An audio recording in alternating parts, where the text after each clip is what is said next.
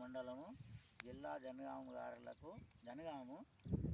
గత 50 సంవత్సరాల క్రితము మా పటవారి గారు గంగారాజు రామచంద్రరావు గారు, వాళ్ళ తండ్రి వెంకటేశ్వరరావు గారు, మా అన్నయ్యకు, మా కుటుంబ సభ్యులము, మా నాన్నకు మేము నలుగురం అన్నదమ్ములము, మా ఇంటి పెద్దయ్యకు కాసాల విశ్వనాథం గారు ఖరీదు చేసిన భూమి గంగారాజు రామచంద్రరావు వాళ్ళ వెంకటేశ్వర గారి దగ్గర తీసుకున్నాడు. అప్పటి నుంచి మేమే కాస్తూ మరియు కబ్జాలో వస్తున్నాము.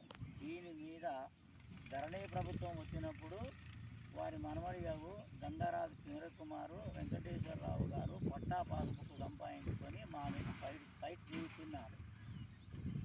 ఫైట్ చేయుతున్నాడు మరియు రౌడీలను పెట్టి అమ్మడానికి ప్రయత్నిస్తున్నాడు.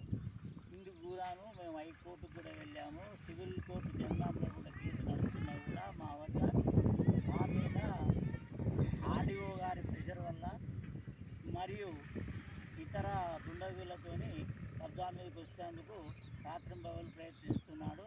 కావున దయచుంచి మాకు పట్టా పాస్బుక్ ఇప్పించగలరని మరియు ముఖ్యమంత్రి గారిని కోరుతున్నాము.